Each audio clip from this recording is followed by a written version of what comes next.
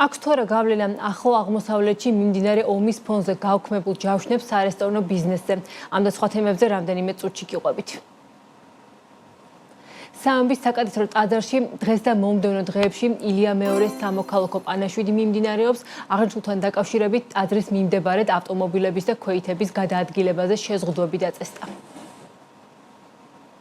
ქართული ნავთობის მთავარი იმპორტიორი ტოგო და თურქეთია. ნავთობპროდუქტების ექსპორტი იანვარ-თებერვალში 2115%-ით გაიზარდა. იანვარ-თებერვალში საქართველოდან ფეროშენობების ექსპორტი 93%-ით გაიზარდა და 34 მილიონ დოლარს გადააჭარბა. ქართულ საავიაციო ბაზარზე ახალი ავიაკომპანია One Click Airways-ი გამოჩნდა. კომპანიაში ამბობენ, რომ ამ ეტაპზე ჩარტერულ რეისებს ასრულებენ და აქტიურად ემზადებიან რეგულარული ფრენების დასაწყებად.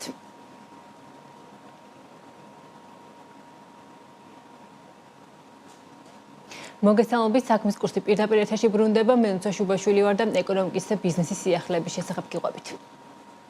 მეორე დღეა სრულიად საქართველოს კათოლიკოს პატრიარქის ილია მეორეს გარდაცვალებასთან დაკავშირებით საქართველოს სამძიმრებს იღებს თურქი ხალხის და ჩემის სახელით გულწრფელ სამძიმარს ვურცხადებ გარდაცვლილის ოჯახს, თქვენს აღმატებულებას, მართლმადიდებელ ეკლესიას და ქართველ ხალხს წერს თურქეთის პრეზიდენტი პრემიერ კობახიძე. სამძიმრის წერილებს იღებს პარლამენტის თავმჯდომარე. ცნობილია, რომ საქართველოს კათოლიკოს პატრიარქის ილია მეორეს დაკრძალვას მსოფლიო პატრიარქი ყოლოდუწმინდესი ბართოლომეო დაესწრება. დელეგაციებს ელოდებიან სხვა ქვეყნებითანაც.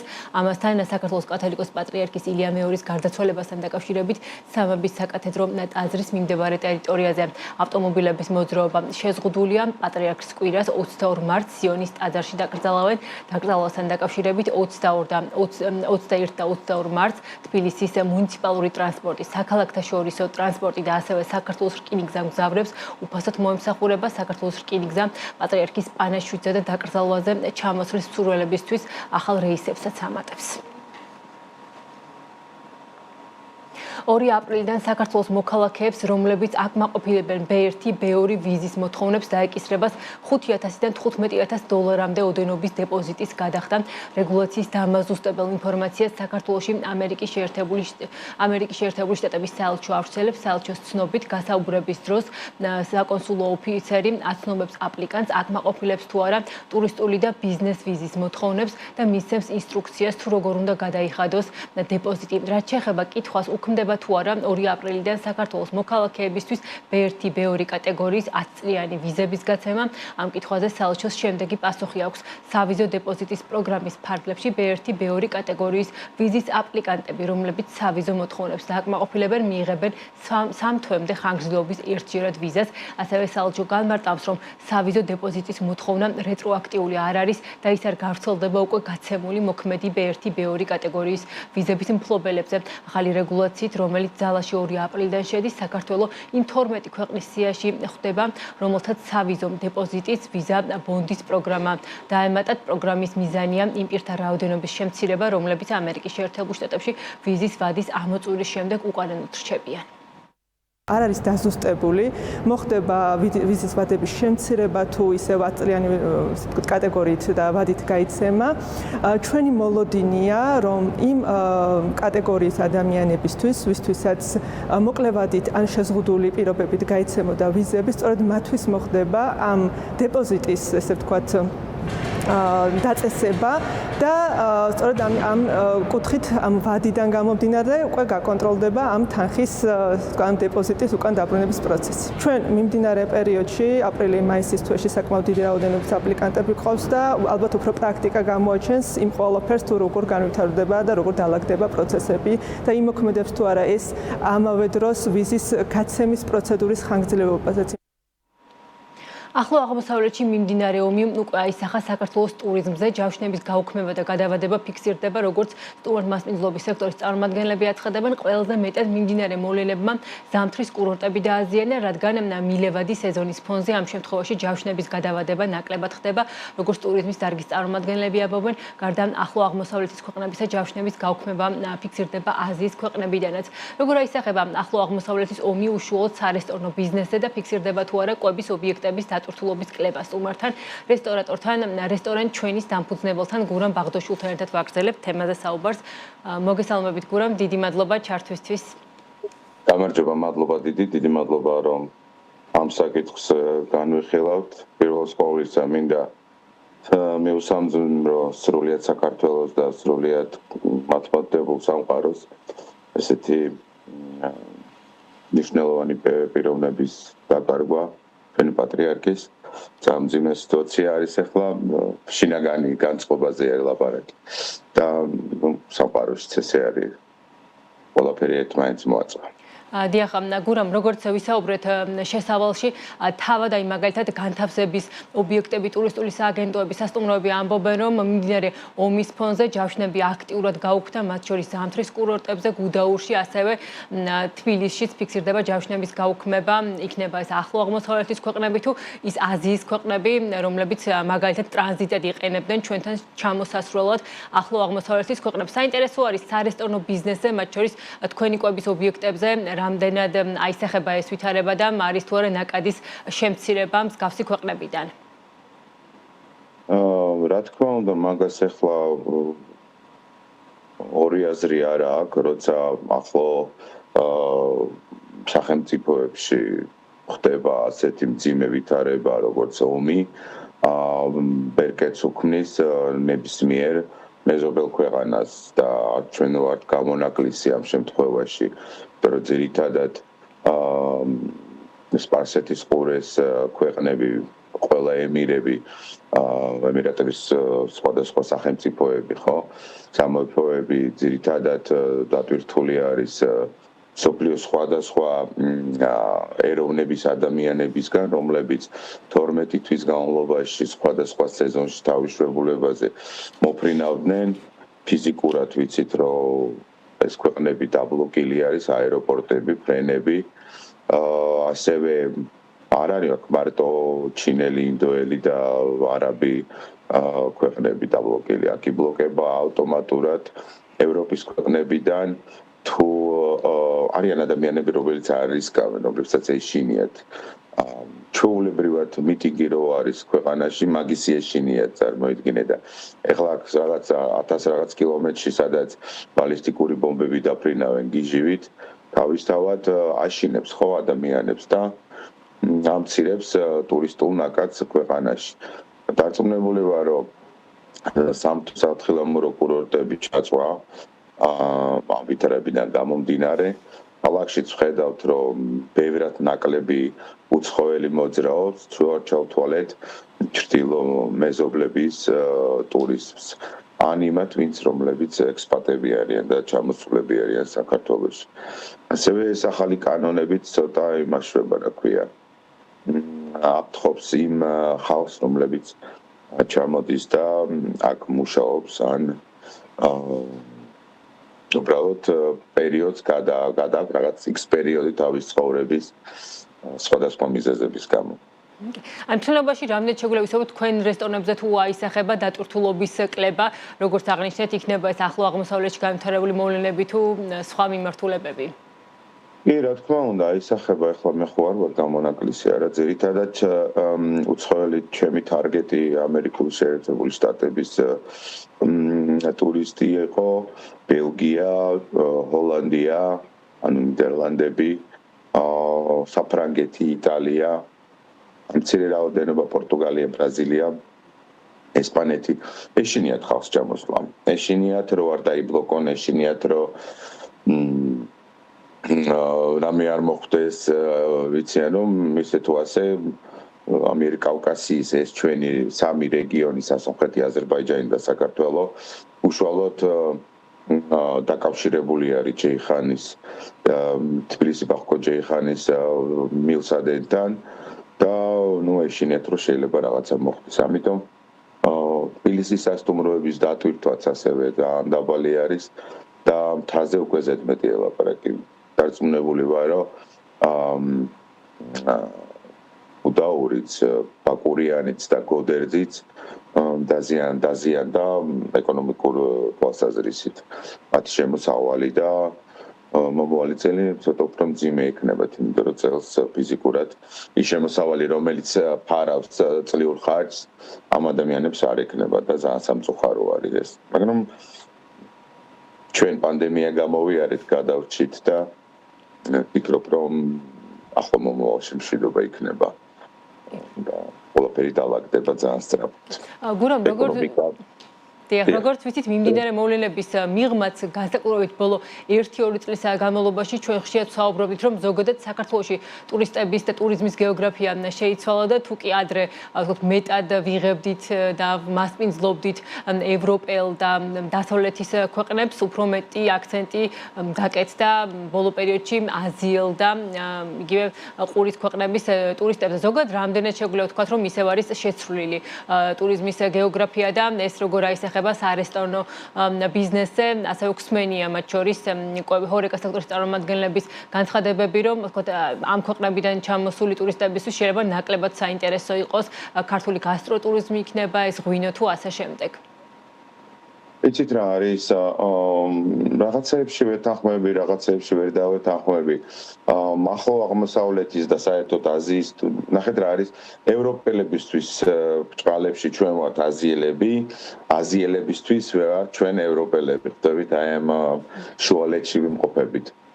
ეხლა წარმოიდგინეთ თქვენ რომ ინდოეთის ალბათ 70% ვეგან ან არასაქონლის ხორცის მომხმარებელი არის, რაზეც მაგალითად ჩვენი ქართული სამზარეულო აბალანსებს ვით საქონელს არ ჭამს, საქონლის ხორცს ასე ვთქვათ, მიირთმევენ ბოსტნეულის ანუ ვეგანურ კერძებს, ამ ინდოელებზე მაგ ლაპარაკი და ბილიონ ნახევარზე მეტი ცდება.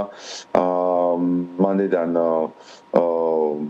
შრომობს და დიდ ღვაწლს ტურიზმის ადმინისტრაცია სხვადასხვა ივენთებით და სხვადასხვა ფორუმებით იმისათვის რომ მოვიზიდოთ ჩვენ იქიდანაც, ანუ ეს არ არის რომ მოდი აი ევროპა ჩავკეტოთ და აზიიდან უნდა შემოვიყვანოთ ან ჩინეთიდან უნდა შემოვიყვანოთ ან არაბეთის ქვეყნებიდან. არა, ასევე იმ თვალსაზრისით რომ მუსლიმანური სამყაროს სტუმარი მეტნაკლებად მიირთმევს ალკოჰოლურ სასმელებს, ანუ ღვინო უკვე გამორიცხული არის და ის ღორის ხორცის კერძები და სადაც ღორის ხორცი არის იქ ასე ვთქვათ შეზღუდვა არის კერძებზე და მაინც ვეგანურ მიმართულებას იღებენ. ევროპელი კლიენტი, ევროპელი სტუმარი, მოდი ასე ვთქვათ, იცით რა არის უფრო ბევრი იყო, როცა აი ეს არასამთავრობო ბევრი დაწესებულება იყო საქართველოში. მათი სანაცვლო მათი მეგობრები, მათი ბიზნეს პარტნიორები, სხვადასხვა დაინტერესებული ადამიანები. იცით რა არის თემსოფლიოში არის ტურიზმი არეული, იცით, ვერ ვიტყვით, რომ აი მარტო ჩვენ გვაზარალებს და ჩვენ გვარტყავს. ჩვენ ამას უფრო მტკივნეულად აღვქვავთ, იმიტომ რომ არა ვართ ჩვენ არც პორტუგალია, არც საბერძნეთი და კვიპროსი ხვდებით, იმიტომ რომ ისინი უკვე ბევრი წლები არის ტურიზმზე ორიენტირებულები არიან და იქ უკვე ბუნებრივი ნაკადი არის სტუმრის. და მათი მასპინძლობაც, ასე ვთქვათ, მეტნაკლებად უკვე ბევრად დახვეწილი არის იმ თვალსაზრისით, რომ სტაბილურად შეუძლიან ისეთი კერძები შექმნან თავისი გასტრონომიისგან გამომდინარე, რომ ფასების წვალება არ იყოს. ჩვენ ძირითადად მაინც აი ეს იმპორტულ ბაზარზე რო ვართ დამოკიდებულები და ვიცი რომ განიხილავენ, მაგრამ როგორ გადაწყდება და როგორ დასრულდება ეგ ისტორია ფასებთან დაკავშირებით, ვფიქრობ, რომ ეხლა პირიქით უფრო გაძვირდება, იმიტომ რომ ნავთობი გაძვირდება, დაიკეტება სხვადასხვა, ასე ვთქვათ, საგზაო ოკეანის სატვირთო გემები და პროდუქტის და სხვადასხვა მასალის ფასიც გაიზრდება. არ ვიცი, იცით რა არის, რომ მოვლენებს უნდა დაველოდოთ და ვიმედოვნოთ და ვილოცოთ იმისათვის, რომ მორჩეს ეს ასწრაფოდ, დასრულდეს ეს არეულობა რუსეთ-უკრაინის შუაში და ისრაელ, ამერიკა, ირანის ეს პრობლემა, რომელიც ძალიან ავნებს არა მარტო საქართველოს, თელს მსოფლიო ეკონომიკაზე. ფასებთან დაკავშირებით მინდა კითხოთ, აი ბოლო პერიოდში არის საუბარი იგივე, რომ მაგალითად ხორცი შეიძლება კიდევ გაძვირდეს, სწორედ აი მიმდინარე მოვლენების ფონზე თავად კერძო სექტორის წარმომადგენლები ამბობენ, ასევე საწვავი ვიცით, რომ მკვეთრად გაძვირდა ნავთობის ფასების ზრდის ფონზე. აი თქვენ სარესტორნო ბიზნესში თუ ველოდებით, რომ ან თუ გაგიძვირდათ შესაწყილი პროდუქცია და თუ ველოდებით, რომ მაგალითად მენიუს ფასების გადახედვა მოგიწევთ, თქვათ ინფლაციის მდგომარეობა როგორი არის კვების ობიექტებში საინტერესოა. იცით რა არის ალბათ ბოლო 2 წელი 3 წელი ფიზიკურად ვერ ვეხებით ჩვენ ფასებს, იმიტომ რომ ფასები ისედაც ცოტა ტრადიციულად ვიტყვით ცეცხლის ფასი უკიდია. კერძებს რთული არის იცით ქვეყნის ეკონომიკიდან გამომდინარე, ადამიანების ოჯახების ბიუჯეტიდან გამომდინარე, კიდე გაძვირება, იმიტომ რომ ეს გამოიწვევს უფრო დიდ კრიზისს სარესტორნო ბიზნესში. სახელმწიფო ფონდსაც აზიანებს, იმიტომ რომ ზრდის ყველა მხრივ ხო ადამიანის ყოველდღიური რესურსი, ყოველთვიური რესურსი ვერ ფარავს იმ ხარჯებს, ასე ვთქვათ, და ახლა ჩვენ რესტორნებში კიდე გავაძვიროთ, იმიტომ რომ ვალდებულები ვიყოთ, ვფიქრობ, რომ მაინც ახლა შემცირებები წავა კერძების გადახედვა, ასე ვთქვათ, ფუდ კოსტების თვითღირებულების და მოვძებნით ალბათ სხვა გზას. ეს არის ჩვენი ვალდებულება, რომ ჩვენ უბრალოდ ლოკალური და მარტივი პროდუქტებიდან შევქმნათ სხვა კერძები. ხორცს რაც ეხება, ხორცის ფასი გაიზრდება, რომელიც იმპორტირებული არის, იმიტომ რომ ძირითადად მთელი ეკონომიკა და მთელი სოფლის მეურნეობის დარგი დამოკიდებული არის ტრანსპორტზე, საწვავზე და მარცვლეულზე.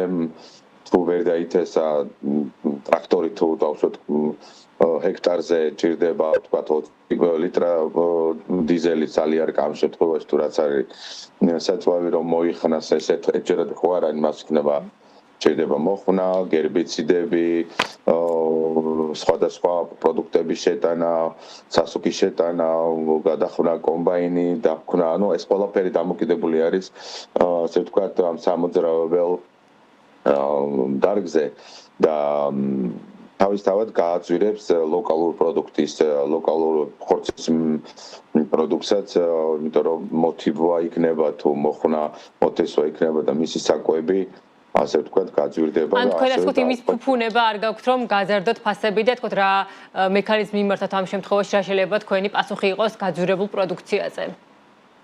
იცით რა არის, ფუფუნებაზე უკვე დიდი ხანია ჩვენ ხელი ავიღეთ, მე ყოველ შემთხვევაში ნახე რა არის ახლა სარესტორნო ბიზნესში, ჰორეკაში იხსნება ახალგაზრდა ნიჭიერი ხალხი, ნიჭიერი ბიზნესმენები ცდილობენ რომ შექმნან სხვადასხვა fast food-ის, ასე ვთქვათ, მიმართულება, პრაქტიკულად ახლა შაურმის ქვეყანად ვიტყვლებით, ხვდებით. შაურმაც გაძვირდება, რაზეც არის ძირითადი მასა ყოველდღიურ ცხოვრებაში. რესტორანი ვფიქრობ, რომ შეიძლება მართლა ფუფუნება გახდეს ვიღაცებისთვის, იმიტომ რომ დროთა განმავლობაში ჩვენ ხედავთ ყოველთვის ფასების გაძვირებას, დოლარის აწევა და ასე ვთქვათ, ფასიც ძვირდება, მაგრამ დოლარი რო იწევს დაბლა ფასი უკან პრაქტიკულად არ იწვრის, იმიტომ რომ ვალდებული არის ადამიანმა რომ შეიძინოს პროდუქტი, ამის გამყიდველი ხედავს რომ ჩვენ ვიხდით, იმიტომ რომ დამოკიდებულები ვართ მათზე და ვიმედოვნებ რომ სახელმწიფო მიიღებს უკიდურეს ზომას ამასთან დაკავშირებით და ამას უბრალოდ ასე ვთქვათ შაბლონურად არ გადახედავს ამას და გადახედავს როგორც ამ სექტორის გადარჩენის ერთ-ერთ წყაროდ. რას გულისხმობთ გურამ, რა ზომა უნდა მიიღოს სახელმწიფო ამ შემთხვევაში? იცით რა არის, რომ შეხედეთ ახლა სახელმწიფო ვერაფერს ვერ იზავს, ომი თუ იქნება და ეს გაზრდის ფას, ხო? დიახ. წინააღმდეგ შემთხვევაში, როცა კურსი იწევდა და იწევს და ცვალება არის პროდუქტების, მე ფიზიკურად ჩემთვის მე მიჭირს იცით რატო გაგება რაღაცეების ალბათ ან ჩახედული არ ვარ კარგად ამ საკითხში. უბრალოდ მე ახლა მიცნობთ თქვენ იცით რომ მე 5 დღეს თუ არა მე 10 დღეს მე ვარ ჰაერში და რომელიღაცა ქვეყანაში ვარ. იმ ქვეყანაში ბევრად მაღალი ხარისხის პროდუქტი ბევრად უფრო დაბალი ფასი ღირს, ბევრად უფრო დაბალი ფასი ღირს, ვიდრე ჩვენს ქვეყანაში უფრო დაბალი ხარისხის, ანუ სხვადასხვა გამაა რა. ყველაზე დაბალი გამა ბევრად უფრო 3-ჯერ 4-ჯერ უფრო მაღალი ფასი არის ვიდრე ევროპის ქვეყნებში. ანუ როგორ შეიძლება რომ მე პორტუგალიაში უფრო გემრიელი კერძი მქონდეს ვიდრე საქართველოში ქართულ რესტორანში. ხდებით? 3-4-2 და ნახევარი 2.70 ღორის ხორცში ვიხდი ევროს. ვხდებით, პოსტნეულზე უკვე აღარ არის ლაპარაკი. და ეს ყველაფერი ჩვენთვის მძიმე არის საქართველოში. ვხდებით ამის ობიექტის შენახვა. ძალიან ძვირი გვიჩდება ეს რომ ვაკეთოთ, მაგრამ სხვა გაკეთება არ ვიცი, სხვა რამის გაკეთება არ ვიცი. ძალიან დიდი მადლობა საინტერესო საუბრისთვის. წარმატებებს გისურვებთ. გურამ ბაღდაშვილი, რესტორატორი და რესტორან ჩვენის დამფუძნებელი იყო. ჩვენი სტუმარი, ვსაუბრობდით სარესტორნო ბიზნესში არსებულ გარემოზე. ამ დროისთვის კი საქმის კურსი დასრულებულია. ჩვენ უკვე ერთმანეთს 17 საათსა და 30 წუთზე შევხვდებით დროებით.